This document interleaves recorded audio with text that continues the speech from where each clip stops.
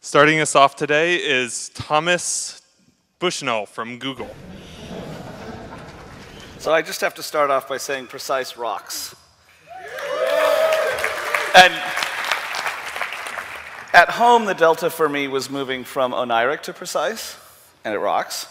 And at work, moving from lucid to precise. If you don't run LTS, you have no idea. So I'm going to start off by talking about what my team does, which is the Xubuntu team, and then I'm also going to spend some time talking about some of the broader engineering principles that underscore what we do at Google around these kinds of problems. When I talk about those engineering principles, I don't want you to have the idea that my team follows them perfectly. It's a work in progress. And doing those principles with Ubuntu and that kind of challenge is harder than a lot of what we do. And so a lot of it's a work in progress. So we have a challenging user population. We have tens of thousands of people. That does not make us by any means the largest Ubuntu installation, but it makes us big. And an incredibly diverse group. Graphic designers, managers, software engineers, system engineers, translators, and it goes on. The cook in my office uses Kubuntu. So we have people who wrote the original Unix, Ken Thompson, people who don't know what Unix is, some of the best programmers in the world, and people for whom programming is a scary, scary thing.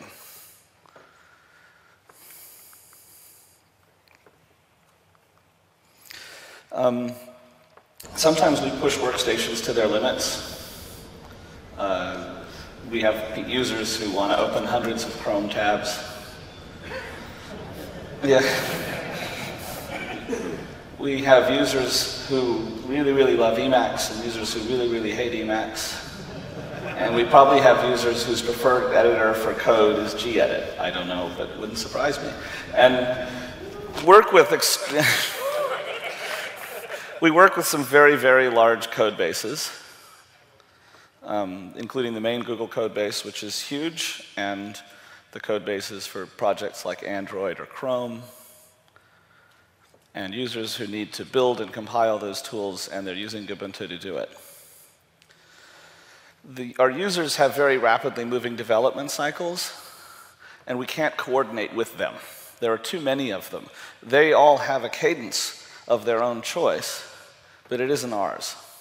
So we have to always be available. We can't tell them this is update week. And the cost-benefit ratios sometimes are surprising to most operating systems folks who are focused on the consumer experience. A reboot costs $1 million because that's tens of thousands of workstations which pull an engineer off for 15 minutes. So that's $1 million. Logging out is only half that. In addition, we have custody of an awful lot of people's data. Kubuntu does not store this data. That's all done by the production folks at Google, so it's a totally different set of systems. But you access them from your workstation on your desk, and so the security of our product is crucial to the security of users' data. Not just our own corporate secrets, but those of an awful lot of other people that we have to guard. And likewise, another unusual situation is one that even our own employees often are unaware of. It's that keeping on old hardware and not asking for a refresh to a new workstation is bad. We have to pay a support cost for every workstation type that somebody has at Google. So if there's 50 of some workstation still running, we have to bear a test load for that until they get rid of it. And you talk to an engineer and he says, well, I'm fine with the workstation I have. I don't need anything faster. I'm happy with my old one. You're costing us way more money than you're saving by not getting the fancy new one.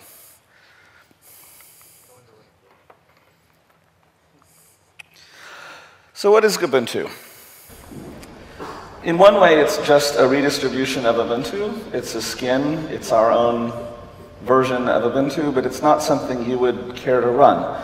We don't customize the UI and the like, so it's not like Mint. It's not like you get Google's idea of what the desktop should look like.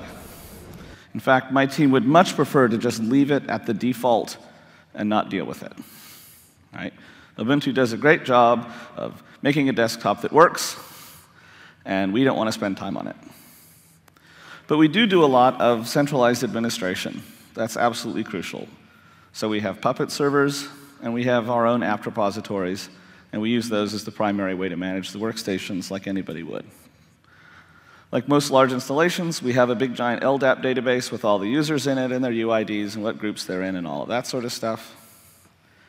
And we have better and better automated release testing of a test lab that runs automated tests that we can acquire some assurance of what happens before it gets pushed to everybody. And we have testing versions so that people who have opted into a testing track can run that. None of that is radical. Most of that is done in pretty much the ordinary ways that you'll find documented in dozens of Lisa papers over the years.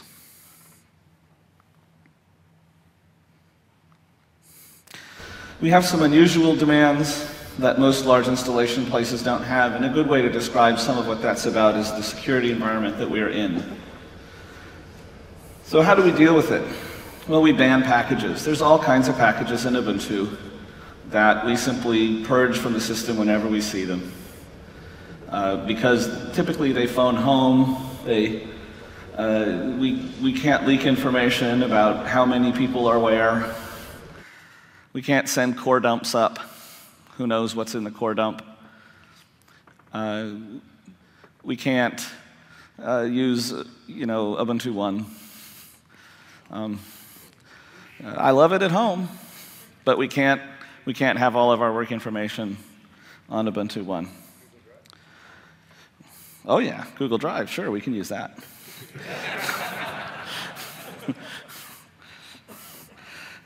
And soon it will be on Linux, I'm told. Special in-house user authentication. We have our own security authentication mechanisms, and we need to support them. So we need PAM and all of those tools that you might have do them. And what we exactly do with them is nothing strikingly unusual, but nonetheless, they're our own custom security mechanisms that we use.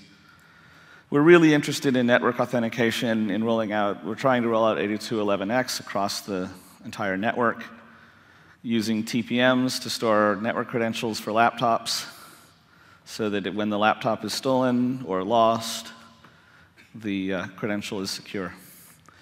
A lot of this is because we're a much more high-profile security target than a lot of places, in part because of our custody of users' data and in part because of the size of our operation. So other unusual demands, the engineering demands that's placed on the platform can be very high. We have an awesome build tools and engineering tools team, and they develop custom build systems and file systems that are used to make builds go better. We maintain an internal app repository framework that's kind of a poor man's version of Launchpad. But it integrates with our security and build systems and all of those things. We have a very high cost for mistakes. If a reboot costs $1 million, something that breaks a whole bunch of users for an hour is even more. So it's worth spending a fair amount of time preventing those kinds of problems. Problems that most folks would just say, no data was lost, move on. We can't quite do that. We have very diverse developers that we support. It's not like a startup where everybody's using one thing. So our developers have very large perforce code bases with custom build systems. Android and Chrome are free software projects that use Git and standard build tools. And every kind of UI whininess you can imagine. One case where this is good, I gotta say, is there are some people who have decided that their solution to not liking Unity and not liking GNOME 3 and not liking anything is that they're going to use Xmonad. I don't care one way or the other about Xmonad, but now we got more people learning Haskell, and that makes them better engineers and nicer people to work with. So.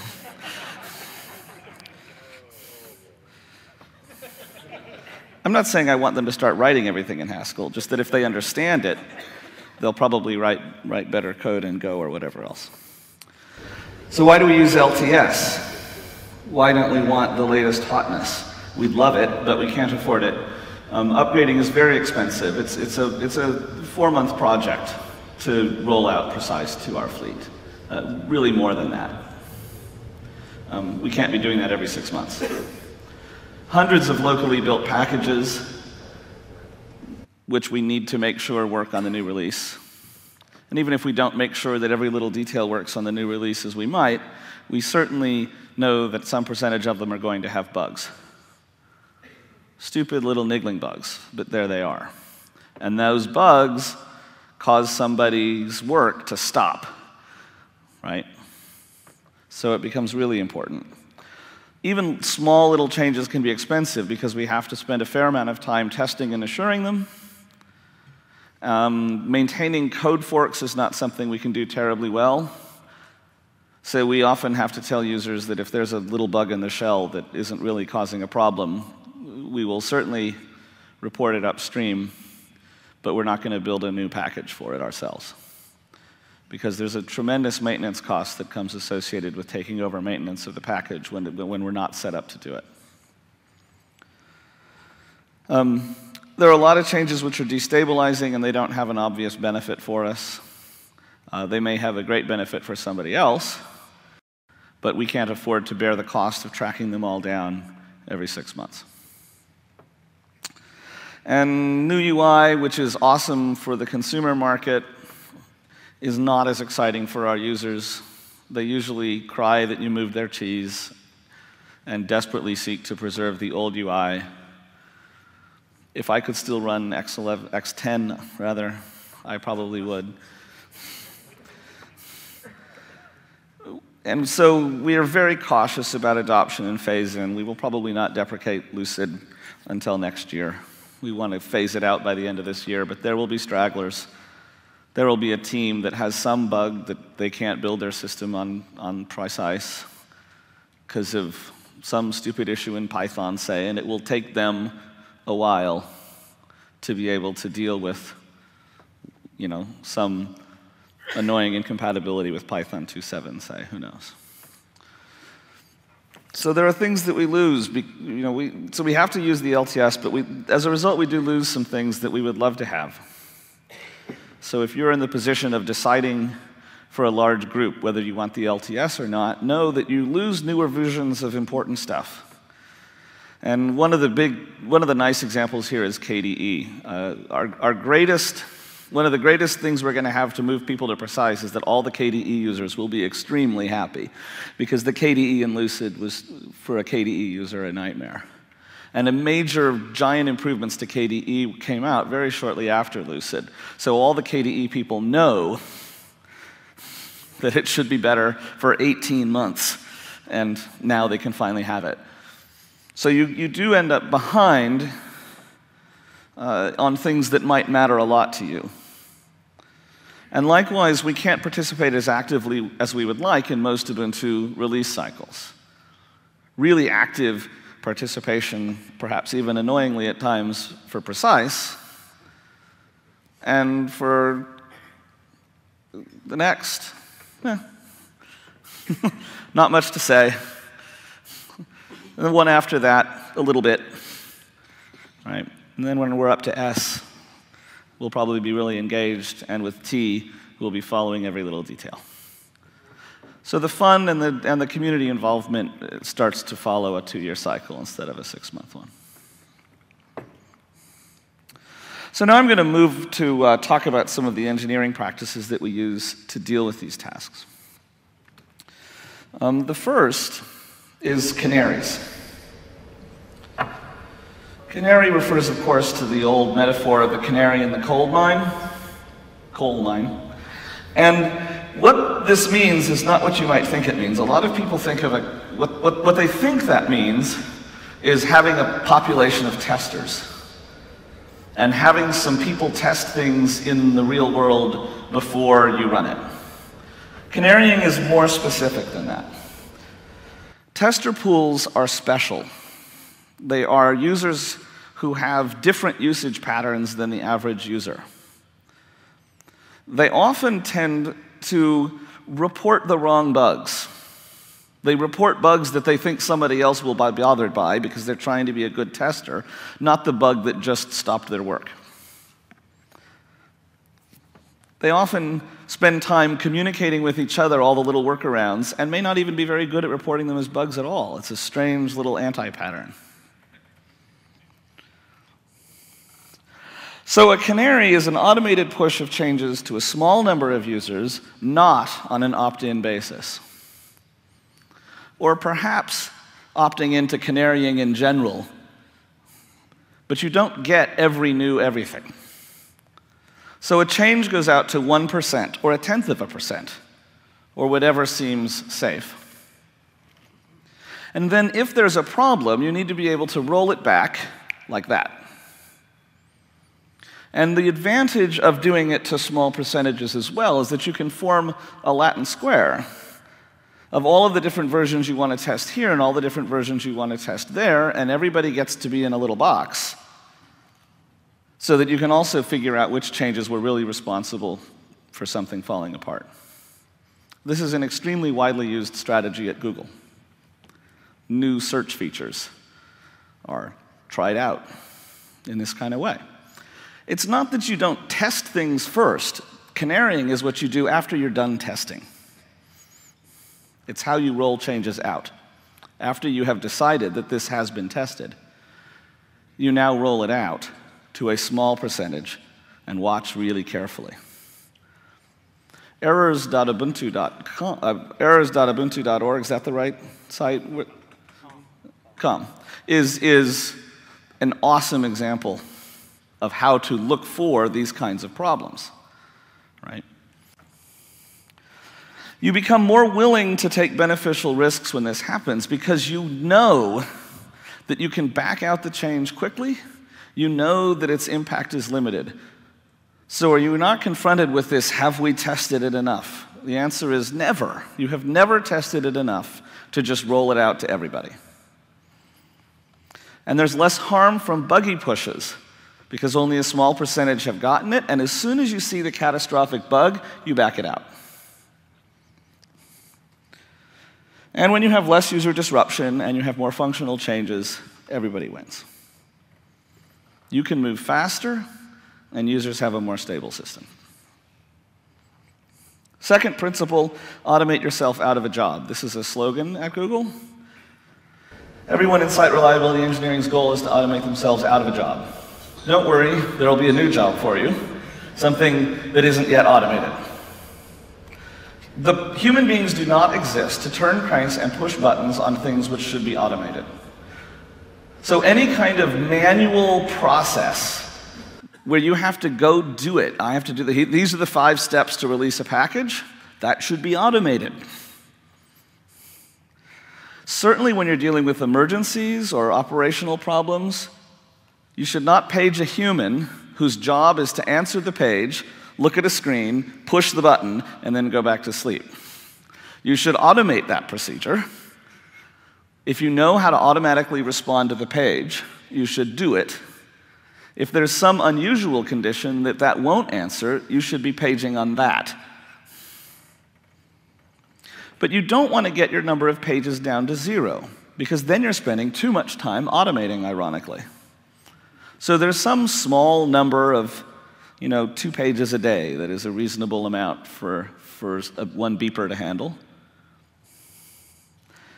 And then you have to have a corporate culture where reducing human involvement is richly rewarded, and people are rewarded for that, promoted for that, and the mark of their success is that they are out of that job and in to do one in an even more important and critical situation. An even more important motto, hope is not a strategy. Because computer systems fail. Hoping they won't is no good. All of them fail. So sitting there and engineering so that they don't fail is what programmers are trained to do, right? You think through all the corner cases, you make sure that your code is good, you test it adequately, and you never write your program assuming that it will fail. But computer systems are not just functions in C, and they do always fail. See? Yours too. The exceptionalism which says, I know that other people's computer systems fail, but I'm an awesome sysadmin, mine don't fail, is crazy. We all know it's crazy, but what we actually do in practice tends to be to think of the failure as an emergent or exceptional condition, which, yes, that happens, but they don't normally fail. That's what we say to ourselves. Hope is not a strategy, therefore. Hope, if you're using it as your strategy, is hoping that the emergency doesn't happen, rather than knowing that it will and being able to treat it as the ordinary course of business. So design for failure. System failure is not an exceptional event. It's expected. You should know how often your disk will fail, and know how many disks to have in the cabinet, and know how to plug them in without screaming and going, oh my God, the disk failed.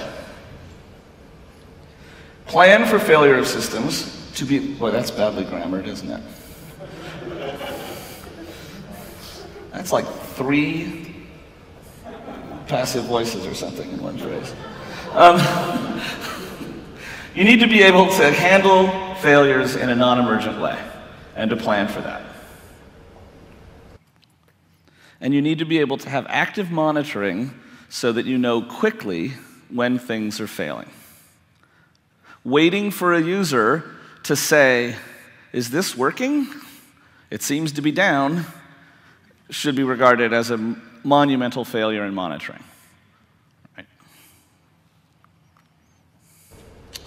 Finally, we have a culture that is about finding cause and not placing blame. And that's because programmers also fail. Make mistakes, screw up, kick the wrong chord. Years ago, when I worked at the University of New Mexico, my boss, who ran the computers for the CS lab, was standing next to a rack of disks. Each disk had a write protect button and maybe it was a power button or something. And he's sitting there, and we're having a conversation, and his fingers just start idly flipping the switch.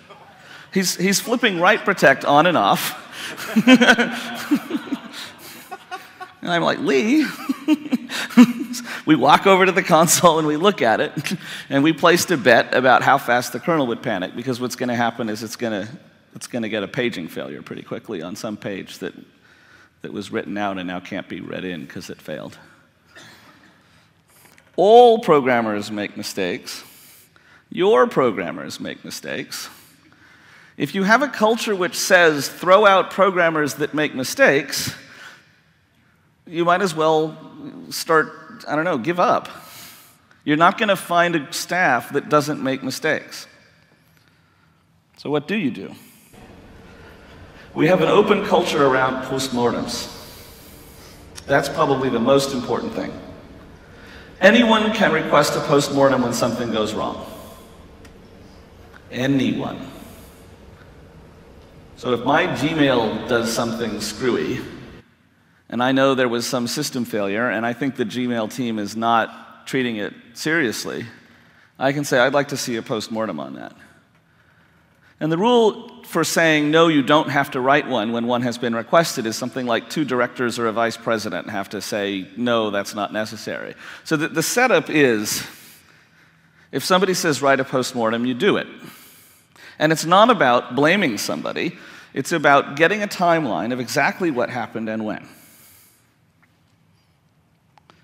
What safeguards would have prevented this from happening if only they had been in place? What monitoring rules should have been there and would have caught it before the system failed?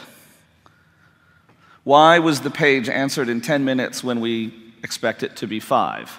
Do we need to have another secondary? How can we organize that better? What would have made this less prone to fail? Not just what was the bug that caused the failure. Of course you want to know that. But because programmers make mistakes, there are other such bugs around, and you need to plan for them to start bringing down your service. So the rule is that you should never have the same failure twice. Do we always get there? Probably not, but that's the standard. So failure is okay, and now figure out a way to prevent that failure from ever recurring. Human error almost always produces a situation that's very similar to a system failure. So if you have adequate monitoring against the fact that computers fail, you also have pretty good monitoring against the fact that people make mistakes, and vice versa. Finally, I want to give some thanks to people. I want to thank our marvelous support staff. We have a support contract with Canonical, and I tell you, Etienne gets a lot of grief from us and is incredibly helpful. Canonical has some extraordinary developers on staff. Steve Longasek, Colin, Sebastian, Stefan, and Robert Ansel. There's just a huge list of people who have really, really gone out of their way to help us, knowing that that makes Precise better, and better for everyone. So it's an awesome model. We have to thank all the upstream developers who make all of this stuff that Debian and Ubuntu distribute, and everyone in Debian and Ubuntu who does the rather significant job of packaging, integrating, bug triaging, thinking about system design. And all my fellow Googlers without whom we couldn't possibly have anything awesome happening at the company. So, we're having a party tonight. It's at 7 o'clock, not 7:30. Over there, clowns, mini golf, food, beer, and fun. And finally, we also have a phone. So if you haven't signed up, this is your last opportunity to fill out the survey this afternoon, because we're going to have the drawing at the party. So, are there any questions? We have, how much time do we have left? About 3 minutes. So time for only a little bit, and then you can ask any of the Googlers here if you have questions about what we do at Google. They can stand up for a moment, and then you can find them. There's some other people out here who are hiding, but... Are you running Ubuntu server on any of your production machines? No. We don't use Ubuntu on our production machines. What are you using? I can't really talk about them.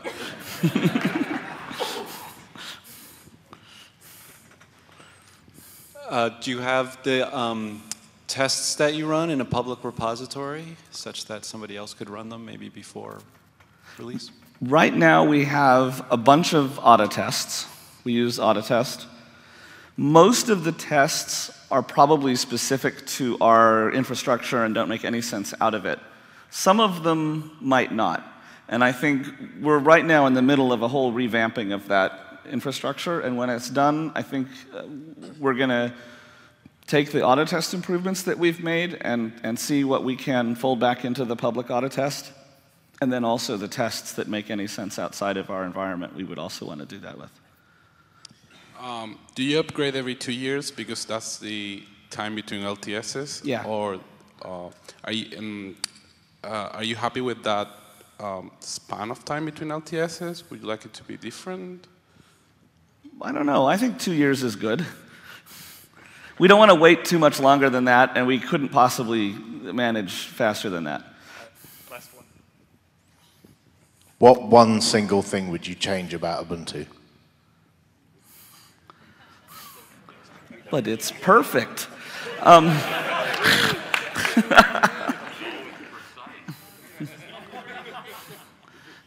It's precise. It's hard to know. It's hard to know off the cuff. What one single thing would I change about Ubuntu? No. No. I don't have an answer. I don't have an answer. Good.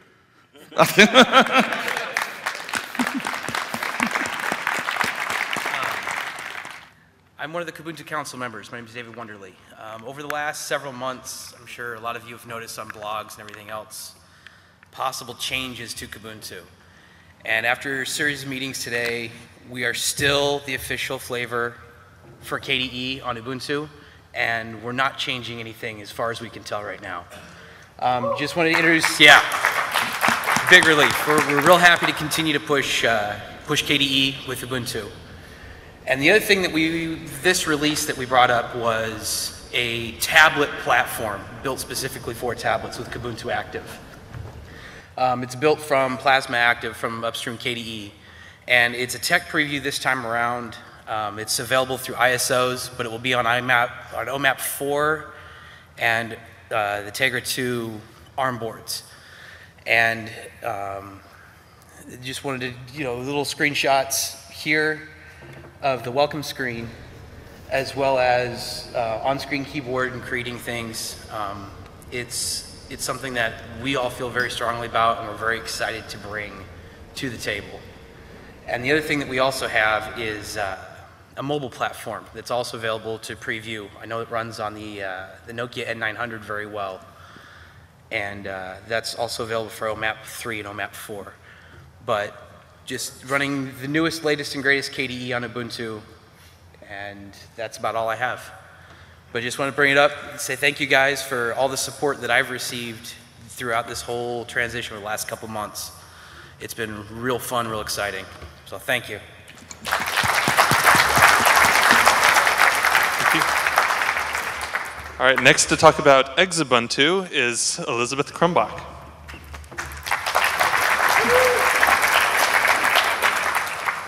So I'm the web and marketing lead for Xubuntu. I wanted to say we're a really tiny community right now, and I'm the marketing lead because I know how to use Twitter. So we could always use more contributors. So one of the things we're trying to do this cycle is reach out more to the community, particularly our users. We set up a Twitter account this past cycle. We found someone who was already running a feed for Google+, and brought him into the project. We're also trying to improve communication between developers from Ubuntu itself to Xubuntu, and also other packagers of XFCE. On that subject, we're actually switching to 4.10 XFCE version of the next release. We've been on 4.8 for quite some time, but 4.10 didn't come out in time for the LTS. We also have a massive strategy document that we wrote about 4 years ago that covers everything from community structure to development and testing and all kinds of things, but we haven't really touched it in all those 4 years, so we're going to try to rewrite that in the next cycle. We also need to do a lot of improvements to our documentation because that hasn't been updated lately. And as we do with every cycle, we're going to take a close look at all our default applications and make changes as needed. And then finally, just continue polishing user experience. One of the things that's on our roadmap is to improve all our QA stuff. So we're going to do a thorough review of all our ISO testing and everything, and see if we can reach out to the community for more of that. And also things like our login screen. It's not very pretty right now, so we're going to try to improve on that. And that's pretty much all I had. Thank you, Elizabeth. Next up is Julian Laverne to talk about Lubuntu.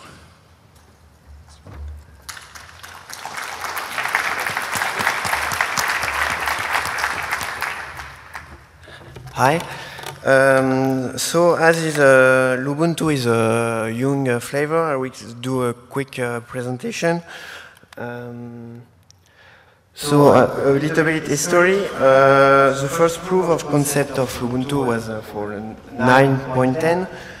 The first version was 10.4, and the first version of Ubuntu as a official flavor was 11.10. We have two goals of making Lubuntu. The first is to make a flavor using LXD, but our main goal is to do a flavor of Ubuntu, especially designed for low-spec hardware, optimized for low spec and something you can install and use on a very old computer. For example, I'm working on Lubuntu during 4 UDS on EPC 701, and it's just working very nicely. I do all my work on this, and it's working very nice. So we are using LXD, which is a desktop environment, using GTK and some independent modules.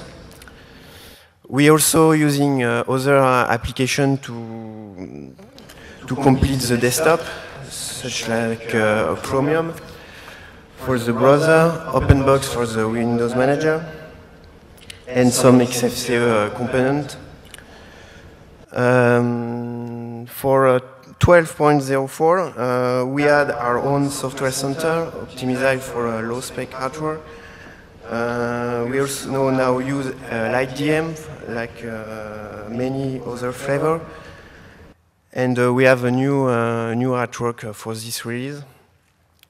And for the next cycle, we expect to include a new session manager to have a better control of application we use and better integration between applications.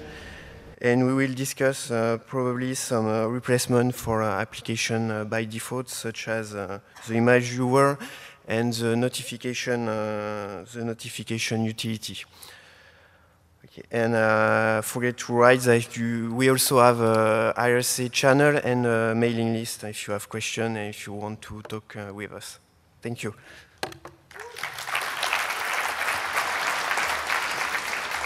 Thank you, Scott. Next up to talk about Ubuntu Studio is Scott Lavender.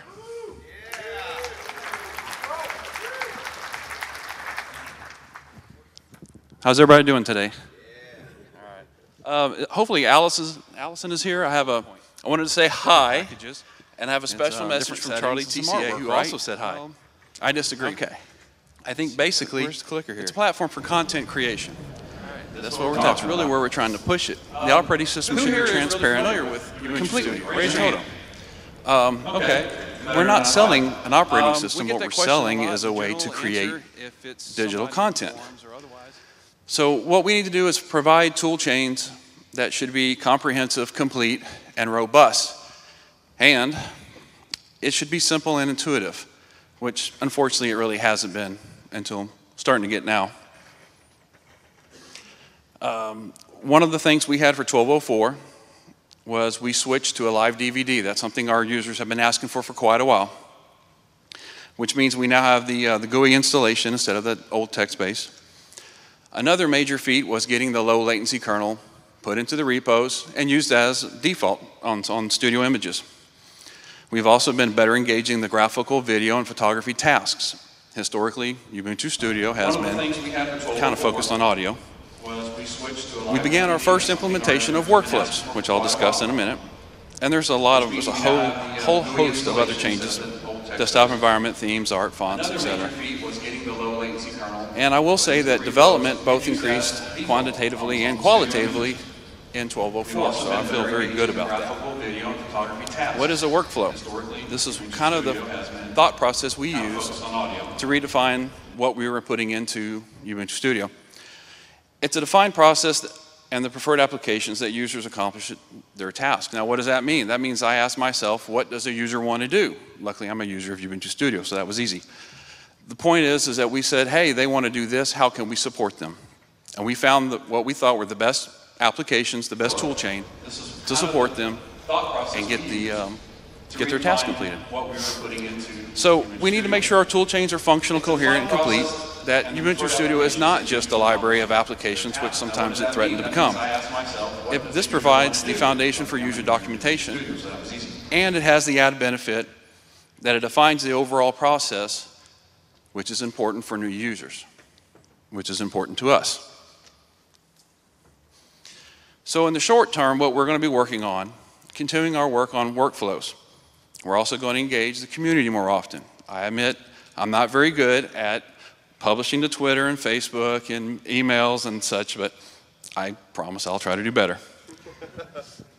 User documentation probably needs to be done completely, just redone. We're going to start developing, we're going to start documenting some of our developer process. We're also going to be documenting our testing procedures and developing hopefully better ones. We're moving toward a Ubiquity plugin that would allow users to selectively install the workflows or tasks that they want to get done, the toolchain to support that. So that means you don't have to install all the graphical or the video or the photography or what have you if all you want to do is record audio. So that's kind of a nice one. And we'll be increasing the teams we have. We could also increase the team members to help do this, but we'll see about that. And this will help guarantee better user experience for our users there. Now the long term, we still have to work on workflows. That'll be a never-ending process probably, along with documentation and backports. I'd like to also start including some tutorial videos, not only on YouTube and elsewhere, but possibly even included on our DVD image. We have the room for it. It'd be nice to have for new users some way to go ahead and quickly see what's going on.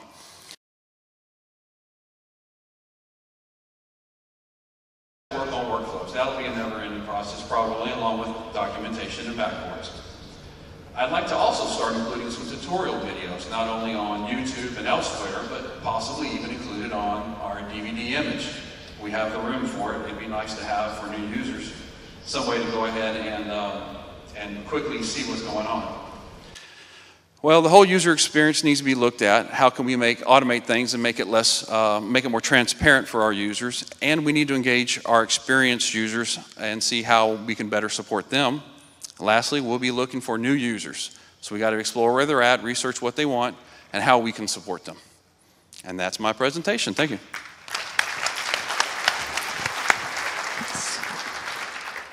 All right, and to finish us off with Xubuntu, we have Jonathan Carter. Do you want this too? Hello, everyone. Hello, everyone.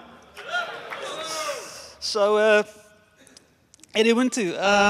Well, precision and reliability are two things that's really important in Ubuntu, but we take it to the extreme. It's a religion for us, those two words, to the point where every release we just cut off work that we know we do and we deliver it on time, and we're like the release teacher's pet in some ways because of that. The only problem is that one thing that one of our previous leaders pointed out, Jordan Mantha, he said, if we don't do big and exciting things, we're not going to attract new contributors. And he's right, because that's what we've been doing the last 4 years, and it's still the same 2 or 3 people doing all the work. So we want to change that. But yeah, we want to do the big, hairy, audacious things, but we're too scared to do them, and we don't want to have so much work that we can't actually do the work items that we've put on our that we've got during UDS, which sometimes happens. So 12.10. 12.10, we're not going to do. Ubuntu is still going to be the same usual old Ubuntu. We don't want to do too risky things. We are taking up some more stuff than usual, but there are things that we think we can do and achieve in 12.10. We're discussing this on 10 a.m. on Friday morning. So it will still be the same old Ubuntu that people have come to know and love. But we want to get people to get excited and make things with Ubuntu, and people to build their products on it. And we're really excited about everything in Ubuntu and want other people to feel the same. So how can we make people excited and still keep things stable? So we're going to follow the Google Labs kind of ideas and have something called Ubuntu Labs, or maybe it will be called something else, where people can experiment in the sandbox more, and if users want to try it out, they can and give feedback. And maybe by the next LTS, we can have it ready as production features. And 2 of them that we're looking at, we want to revive the Ubuntu server product, which we abandoned a few years ago because it was just too much work. And the second one we want to look at is maybe an Ubuntu tablet, because there's just so much cool technologies and stuff happening at the moment. And yeah, if you want to get involved, do go look at this URL. There's some instructions for you. Thank you.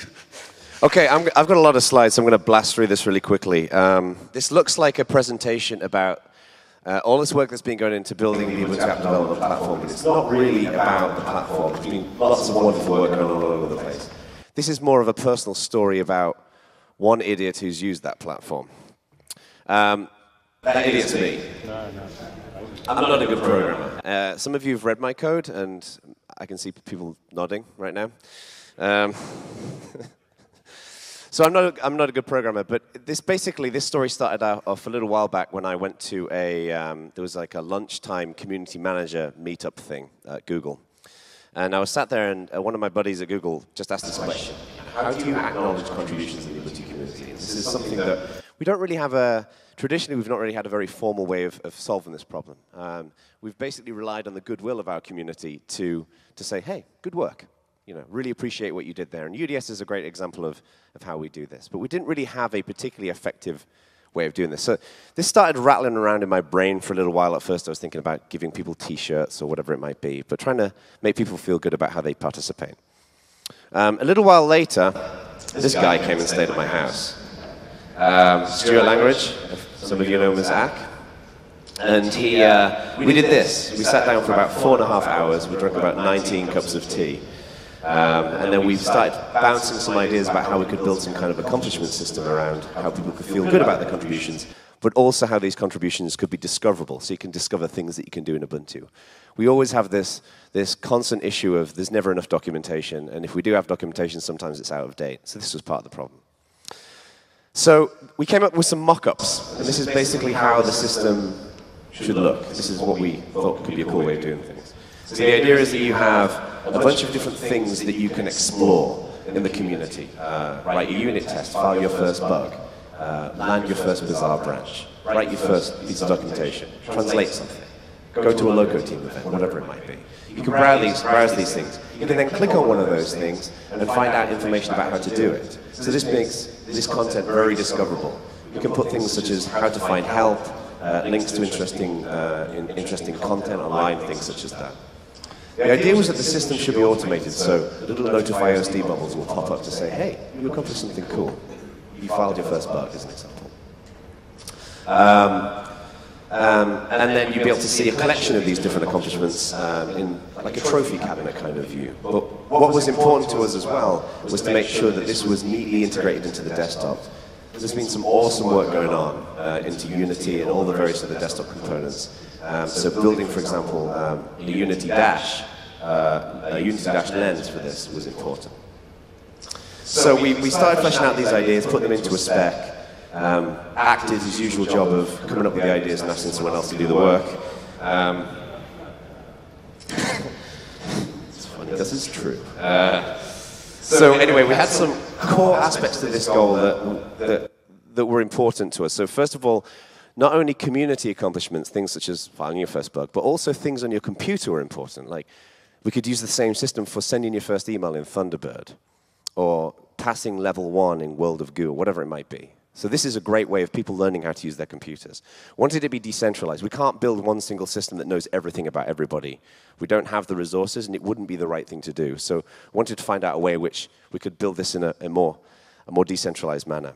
To support multiple clients. So the idea is that we might have a GTK client, for example, but you might want it on your web, on the web or in KDE or somewhere else.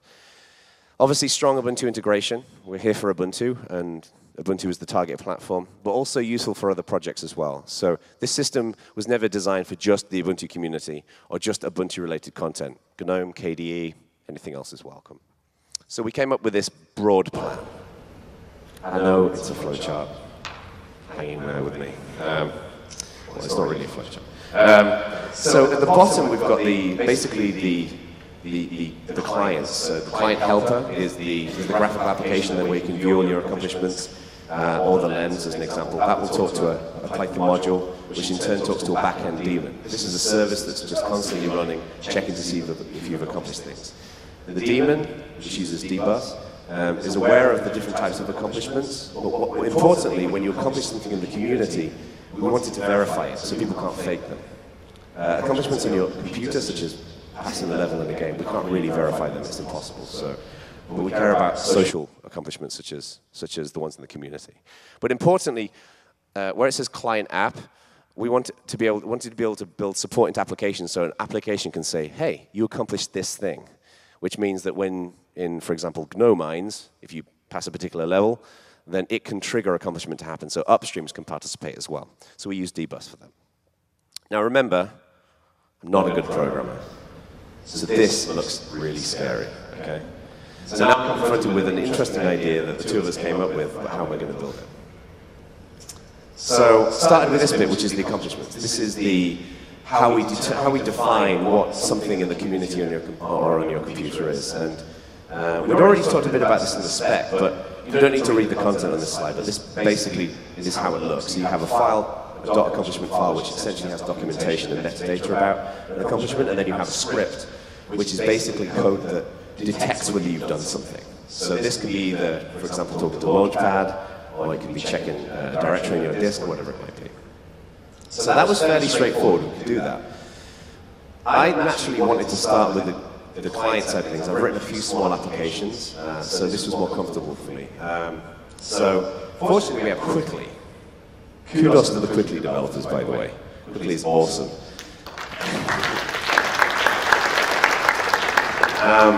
So within seconds I could create an application. I had everything there. I could edit the code. I could edit my UI. Everything was neatly there. I could build packages and test it. But importantly, because I was writing, one of the things I love about Python is Python's a batteries included language. And the Ubuntu archive has everything that I needed. Many of the things that I needed, people who I know wrote, which is one of the cool things about being in the Ubuntu community. But not only the various things that I needed, such as signing, a good example is GPG signing, which James Henschridge wrote, but also tools that are in the software center that allow me to have a more pleasurable developer experience. So I discovered, at the recommendation of Mike, this app called Genie, as an example. And Genie's fantastic. Works for me. There's lots of other options in the software center, ratings and reviews that we discover those things. So I was already starting to have fun. I was making some progress. I was drinking lots of Coke. And I was going. This helped me take the mock-up and turn it into something that I could run. And almost immediately I felt empowered using Ubuntu as a platform. Obviously it doesn't look complete. It wasn't. This is a week's worth of work. So I had something up and running.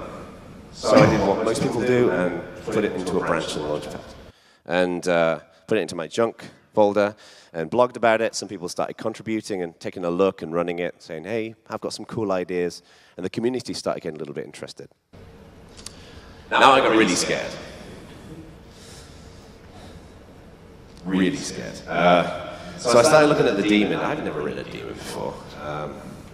So I was looking at the various things I need to do in terms of building this. I'd never built a debug service, never built a daemon before. And I was talking to Stuart again, and he made a recommendation that I use Twisted. In his words, Twisted is witchcraft. It's incredibly cool what Twisted can do, this asynchronous platform. But it's pretty complicated to get started with. So I reached out to the community and said, look, I've never done this before. Can anyone help? And Duncan McGregor, who works at DreamHost, he's a buddy of mine. He used to work at Canonical. He said, I can help out. And some other people helped out, and they said, look, here's some of the things you want to do. JML helped make some recommendations. And the community, this is where I saw the community value of this. It's like people started saying, we can help, but we've got some expertise and some knowledge that you obviously don't. Here's some of the things that we can do. So this mystical witchcraft became suddenly more realistic. So then the next bit was the validation service. And the basic idea of this is that when your computer, the decentralized approach is that when your computer detects that you've accomplished something, so let's say it checks with Launchpad that you filed a bug, it creates a trophy file on your computer, and we want to put that on another machine that verifies that you've done that, and then GPG signs it, so it can't be faked. So that involves a server and some means of getting things to and from that server. And there's all kinds of complexity in terms of what happens when the server goes down, what happens when it crashes, how do we deal with locking, all those various complexities.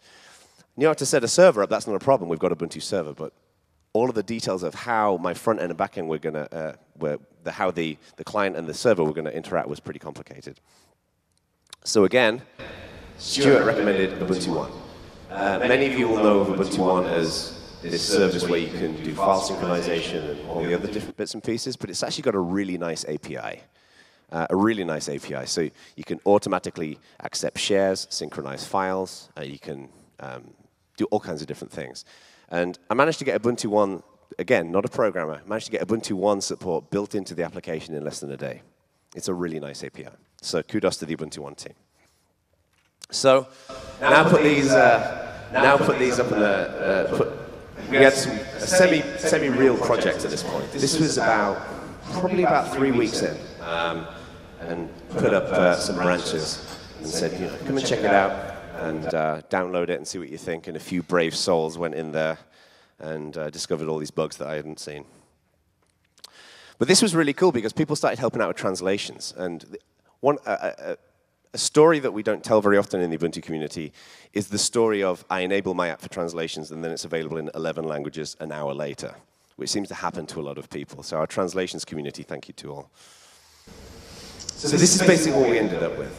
A little over 3.5, 4 months later from the original discussion with 19 cups of tea, we now have an application that looks like this. It's a GUI app, it fits neatly into Ubuntu. All the design thinking has been done. I didn't have to figure out what color of orange I needed.